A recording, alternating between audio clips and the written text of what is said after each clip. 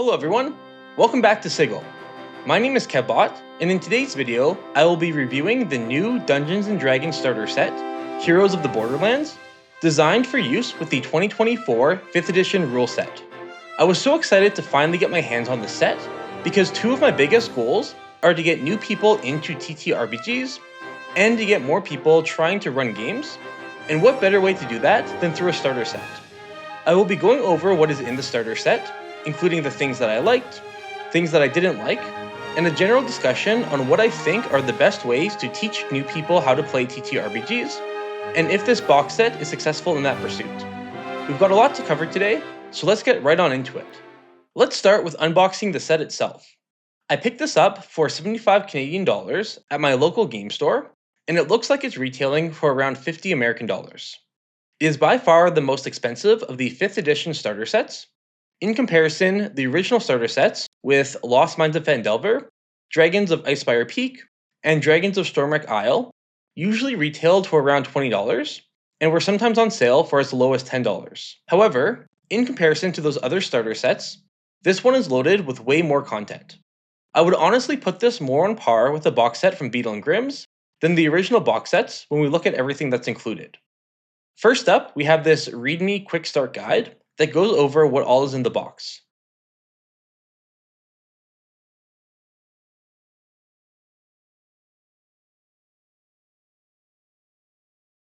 Then, we have the game booklets themselves, one with rules for the player characters that goes over how to set up the character boards,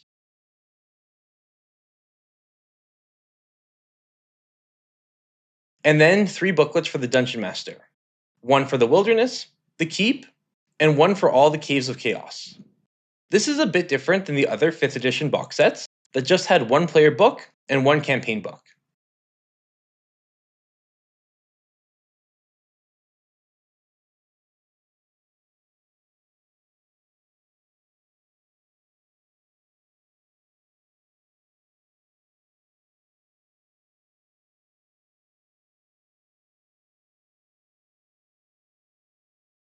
Next up, we have some player handouts, mainly focused around handouts for encounters in the Keep, and these, along with the full-size maps, are what really remind me of the Beetle and Grimm's box sets.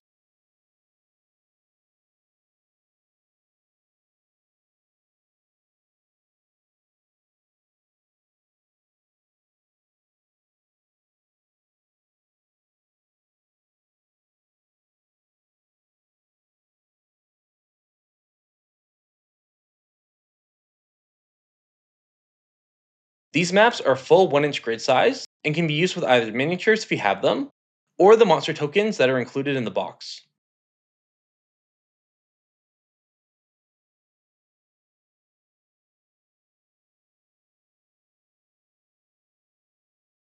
The big thing that most people are talking about in regards to this set is the character boards, instead of traditional character sheets.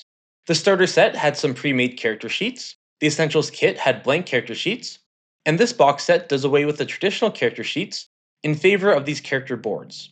There are 8 boards in total, with 4 different classes: Cleric, Fighter, Rogue, and Wizard.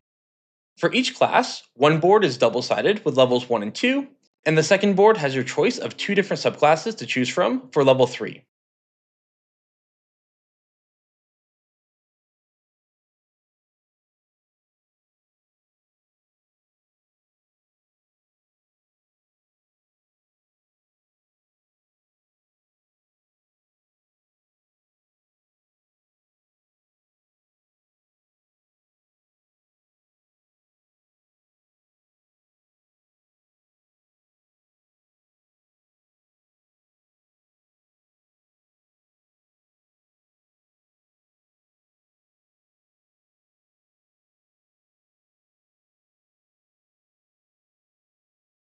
Next up, there are tons of board game style punch-out chits for gameplay, starting with gold coins, monster tokens, terrain hazards, player tokens, power tokens, health trackers, and some gems.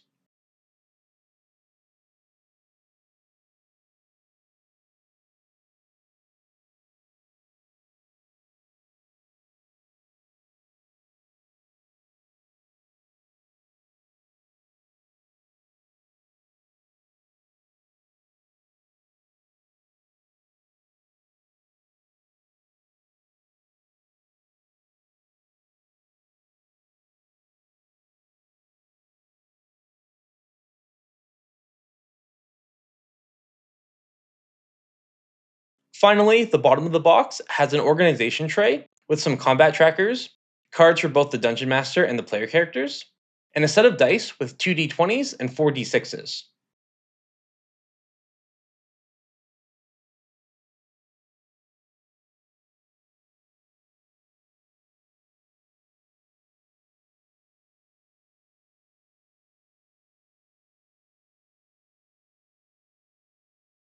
One notable thing that I found missing in the set is any kind of a Dungeon Master screen.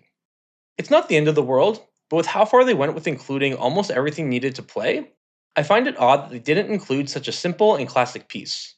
Now that we've gone over everything you get in this box set, I wanted to revisit the cost of it. Some have criticized the price point as being too high, but considering everything you get, is it worth it? Personally, I think so. Yes, it's much more expensive than the other starter sets, but you get so much more content included, so I feel the value is more than worth it. My only concern with the price point is whether that might be a detrimental factor in new players getting into the hobby. Dungeons and Dragons can be an expensive hobby to get into, especially for someone who's never played before and is just thinking about starting. Buying a player's handbook can be quite the investment, and one of the benefits of these starter sets is it gives players a gateway into the hobby by providing a slimmed down version of the rules, usually just whatever's in the SRD, along with an adventure, at a price point much cheaper than having to buy the entire rulebook. However, this box set is just as expensive, if not more expensive, than the player's handbook. Compared to other starter sets that were about a third of the price of the player's handbook, my concern is that this may be too big of a financial commitment to attract new players.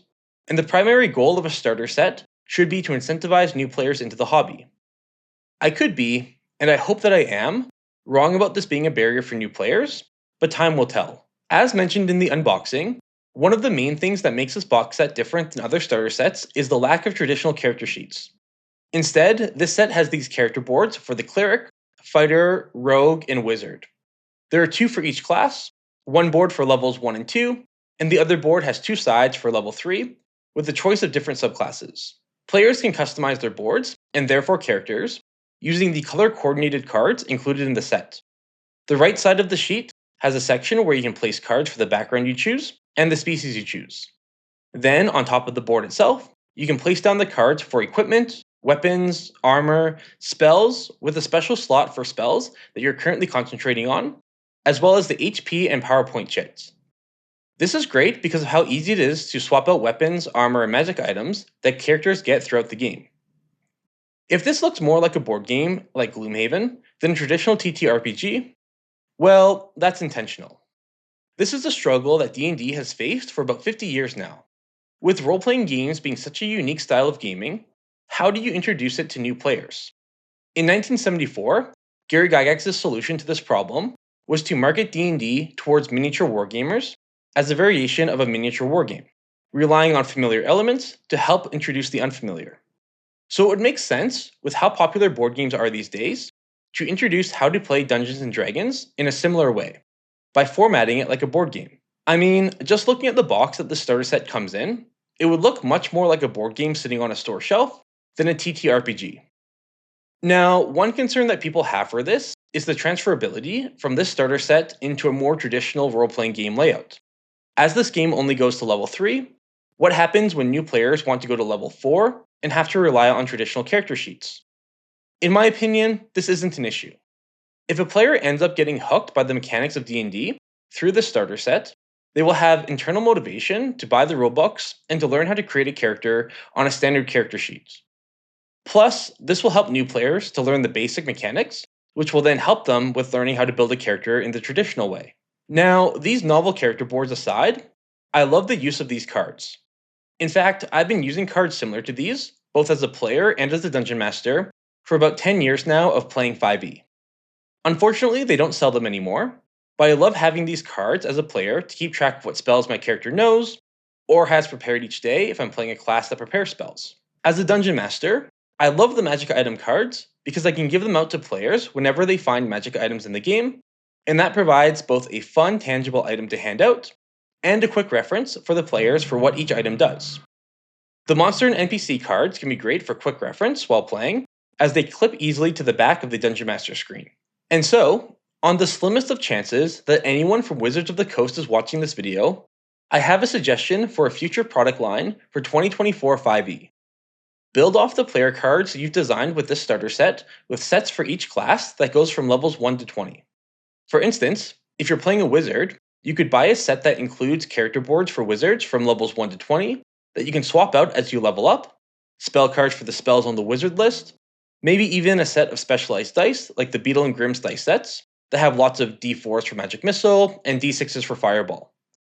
I feel like that would have a lot of value for players who enjoy this format and want to expand the game past level 3. You could even have a set designed for Dungeon Masters, complete with magic item cards, monster cards, combat trackers, and a set of dice. The adventure campaign for Heroes of the Borderlands is a remake of the original module B2 Keep on the Borderlands that was designed to be used and included with the Holmes box set for basic Dungeons & Dragons starting in 1979.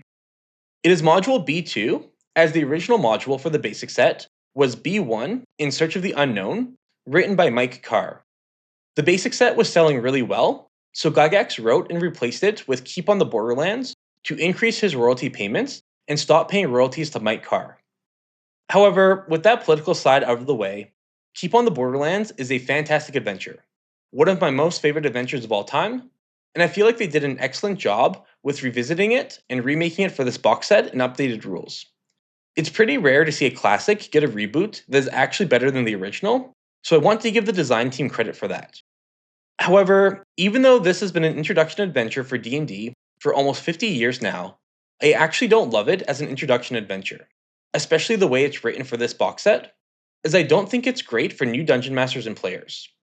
My main issue with it is that it's a sandbox, with no overarching plot or story to follow. This was an intentional design choice, as Justice Simon has stated in several interviews, and the booklets even say that there's no overarching plot. Now, as an experienced player and Dungeon Master, I love an open-ended and sandbox design. But for new players and Dungeon Masters, I feel like there's so much to learn about the game, it's best to start with a simple and straightforward plot and story for the players to follow while they learn about the game mechanics. As an example of this confusion, there are 3 campaign booklets in the box. As a new DM, I'd be confused as to which one to start with. There is a recommendation to start with the Wilderness one, but is it wrong if I don't start there? Will I ruin the game? Then there's all the caves that the players could explore. What if, as a player, I choose the wrong cave? What if we start with Cave B instead of Cave A?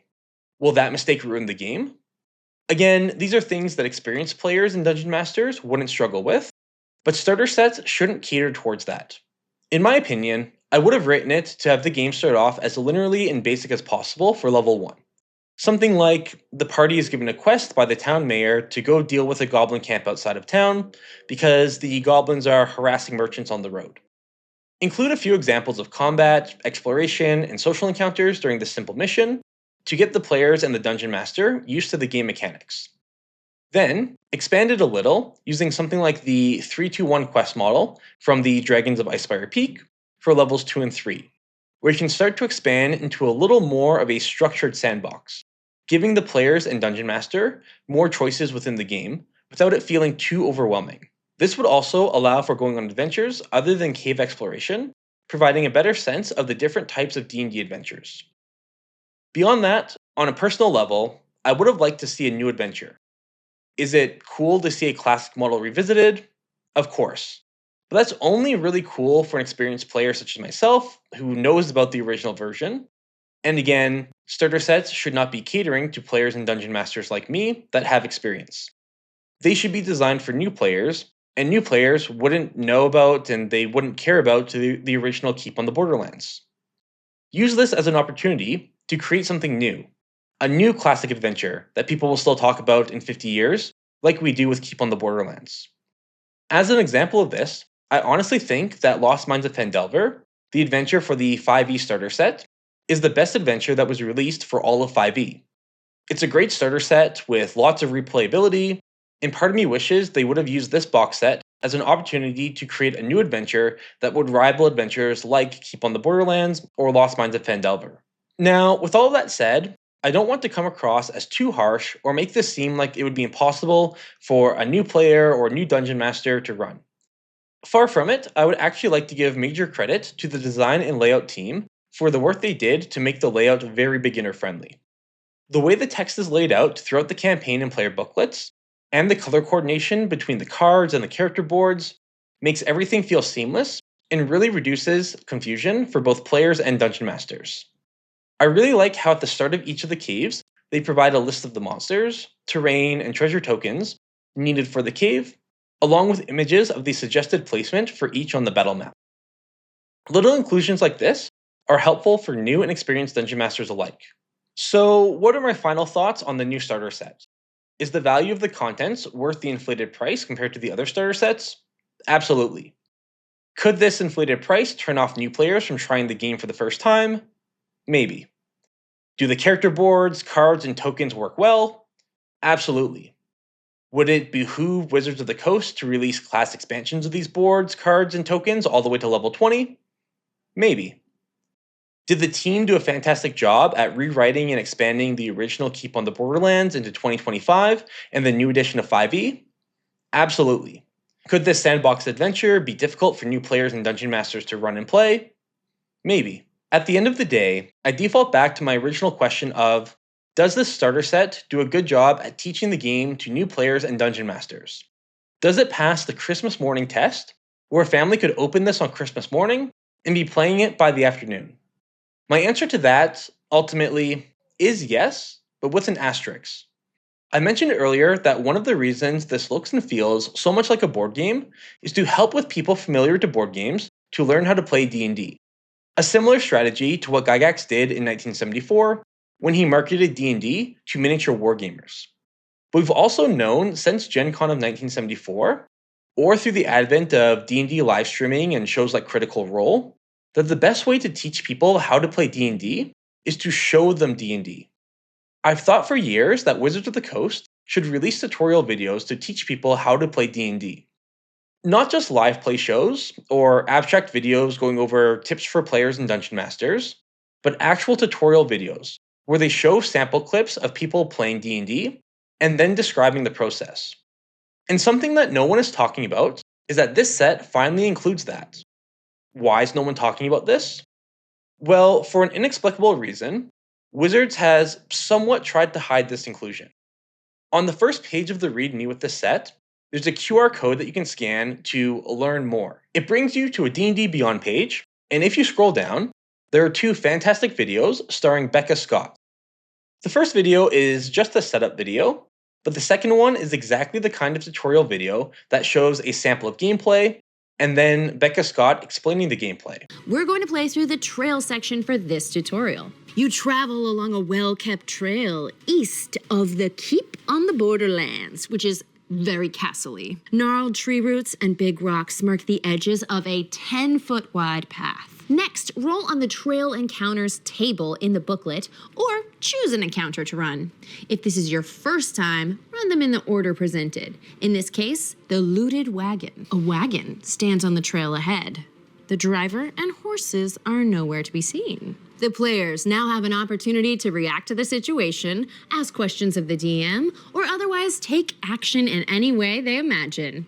This method of storytelling is called Theater of the Mind, and doesn't include maps, but instead happens in your collective imaginations. When playing with Theater of the Mind, you can take any action you can think of. Or if you're at a loss, choose something from the On Your Turn card and do that, but describe it with even more detail. Can my character see if any damage was done to the wagon? Or signs of a battle? I check the ground nearby for any tracks or traces of footprints. When the outcome of an action is uncertain, the game uses a 20-sided die, a d20, to determine success or failure. This roll is called a d20 test. An ability check is one type of d20 test. Now, let's return to the table and resolve the fighter's question first. Eli, is your fighter investigating the wagon from a distance? I'll walk closer and survey the area. Okay, then give me an intelligence investigation check. I got a 12. My class board says I get a +2 to investigation rolls, So I got a total of 14. The difficulty class was only 13, so you have succeeded in discovering some clues. It seems that the wagon was ambushed by bandits. There are broken arrows and scattered supplies that indicate a quick struggle. Once the players have resolved all their desired actions, continue with the next encounter, the talkative traveler. We see that the What You Need to Play box includes an NPC card, which the DM takes and shows the art side to the players. These videos are uploaded to the official Dungeons & Dragons YouTube page, but they are unlisted, so you need the link or to follow this process to be able to find them in the first place. As a result, at the time of this recording, they only have around 200 views. I cannot, for the life of me, understand why this is so hidden. If I were designing this, firstly, the videos would not be unlisted, but I would have the QR code cover half the page, with the other half of the page saying, "Watch this video first," in all capital letters. I can't understate how valuable videos like this are for teaching and learning the game for new players. And instead of hiding them, they should be producing and releasing way more of these types of videos to the public. Instead, they for some reason released this teaser video the other day that has nothing to do with the starter set, but for some reason still shows them playing 3.5 edition in 2010, which feels like a self-own. So, what do you think of the new D&D starter set, Heroes of the Borderlands? Do you agree or disagree with my thoughts on it? Let me know in those comments down below. 2014 5e had 3 different starter sets. Do you think this means that they might release other ones for the 2024 rules later on down the road? If so, what would you like to see in those sets? Thank you so much for watching. My name is Kevbot. Now get out there and play a TTRPG.